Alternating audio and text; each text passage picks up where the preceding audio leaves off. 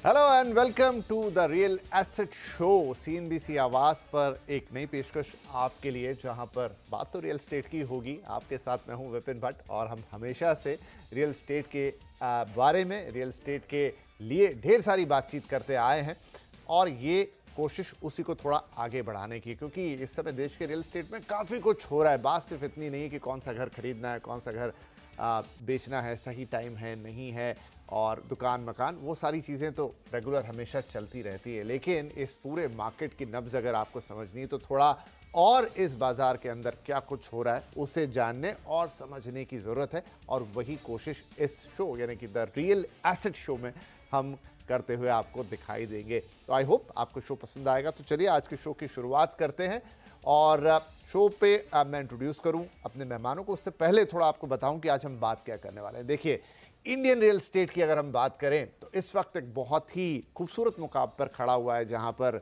चीज़ें बड़ी अच्छी हैं, चाहे वो डेवलपर्स हों उनके लिए, चाहे वो एक्सपर्ट्स हों उनके लिए, चाहे वो घर खरीदार हों उनके लिए। क्योंकि पिछले 2-4 साल जो हमने देखे हैं आफ्टर पैंडेमिक, वहाँ पर मार्केट ने एक अलग तरह की रफ्तार दिखाई है, एक अलग तरह का तेवर दिखाया है, अलग तरह के प्रोडक्ट्स आते हुए दिखाई दिए। इनफैक्ट रेरा जो कि घर खरीदारों को सशक्त बनाने आया, वो कितना उसने बनाया नहीं बनाया ये एक अलग बहस का विषय है, लेकिन नो डाउट हमारे इस मार्केट को उसने काफ़ी बेहतर किया इन टर्म्स ऑफ ट्रस्ट। वो ट्रस्ट दोनों तरफ से है, वो आपका ट्रस्ट मार्केट पर, वो लोग जो इस मार्केट को दूर से देखते हैं, फॉरेन इन्वेस्टर्स हो गए, दूसरे तरह के इन्वेस्टर्स हो गए, उनका ट्रस्ट। तो काफ़ी कुछ इस मार्केट में हुआ है, कह सकते हैं मार्केट एक नए सिरे से इवॉल्व हुआ है।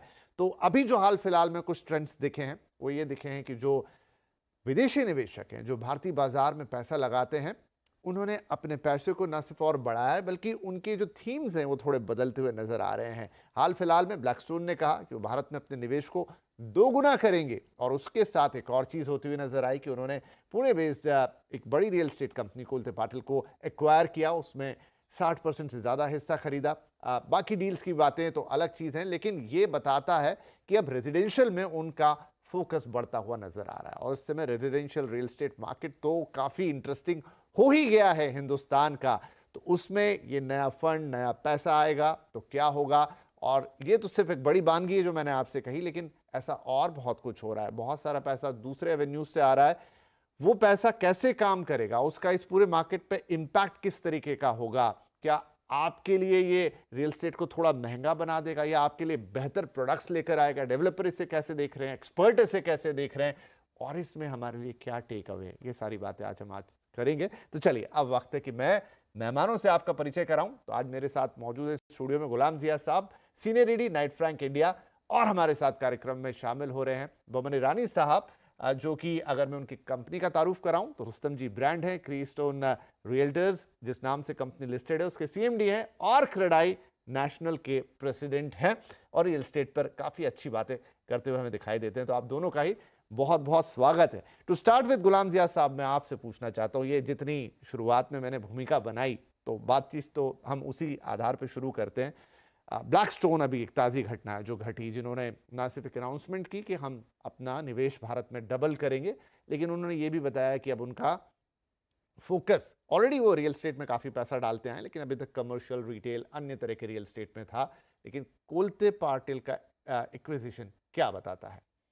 बहुत बहुत शुक्रिया विपिन जी, मुझे इस प्लेटफॉर्म पर दावत देने का।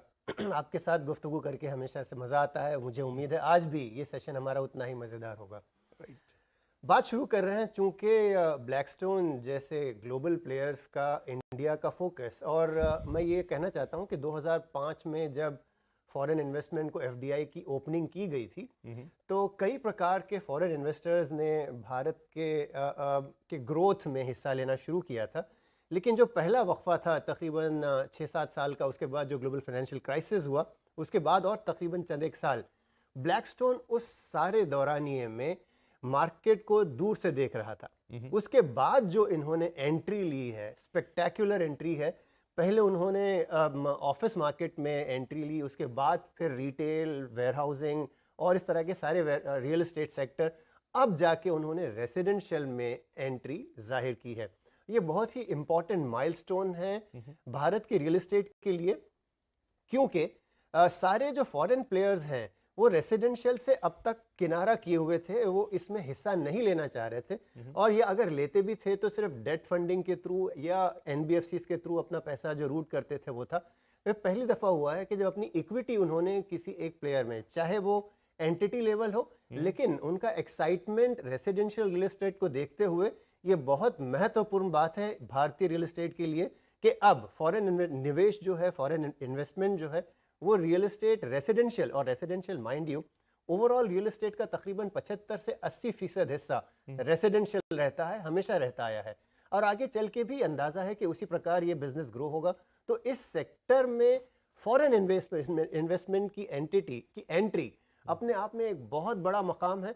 और आगे चल के मैं इसको और बढ़ता हुआ देखता हूं, जिस प्रकार ब्लैकस्टोन ने किया है और दूसरे कई सारे प्लेयर्स हैं, उनसे भी मुझे तवक्को है, उम्मीद है कि वो भी भारतीय रियल एस्टेट में अपने अपने निवेश को और ज्यादा एक्सपांड करेंगे और रियल एस्टेट रेसिडेंशियल खास तौर से उसमें अपना हिस्सा और बढ़ते दिखाई देगा। राइट, बमन साहब की राय लूं उससे पहले एक फिगर आप लोगों को बताता हूं। तो 2024 H1 यानी कि पहले 6 महीनों का डेटा कहता है 3.5 बिलियन से ज्यादा रियल एस्टेट के अंदर निवेश आया और उसमें काफी कुछ हाउसिंग की तरफ मुड़ता हुआ दिखाई गया। थोड़ा सेग्रीगेट करेंगे आगे चल के डेटा को, लेकिन एक बड़ा नंबर, और भी नंबर्स अवेलेबल हैं, लेकिन जो कंसोलिडेटेड था वो मैंने आपको शेयर किया।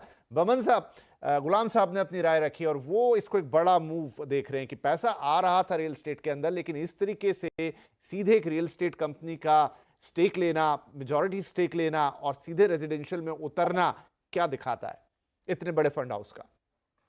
तो विपिन जी, आप और मैं ऑलवेज एक दूसरे से बातें करते रहे हैं इस बारे में कि ओवरऑल इकोनॉमी की साइज जब बढ़ती रहती है, जैसे आज की तारीख में हमारे हिंदुस्तान की इकोनॉमी 3.57 बिलियन है, ये करीबन 3.57 ट्रिलियन है, ये करीबन $5 ट्रिलियन 2027 तक हो जाएगा एंड $7 ट्रिलियन करीबन 2030 तक हो जाएगा।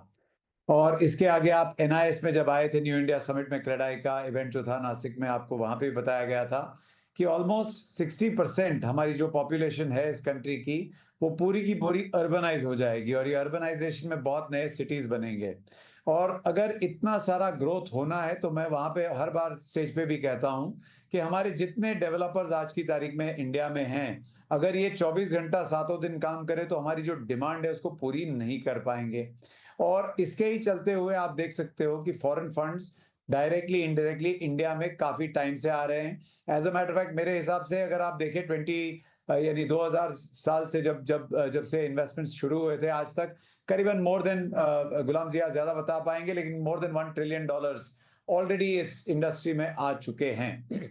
अब मेरा ये कहना है कि why have they come directly and why residential real estate.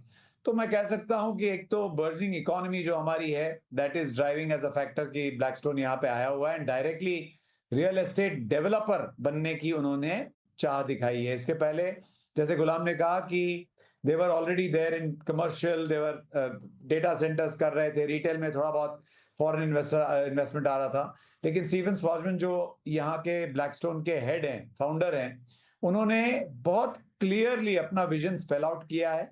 उन्होंने कहा India will be a very important country in their growth, और उन्होंने ये भी कहा है कि वो डायरेक्ट कंट्रोल, जहां पे उनको 60% प्लस अगर कंपनीज में कंट्रोल मिले तो उस कंपनीज में आएंगे।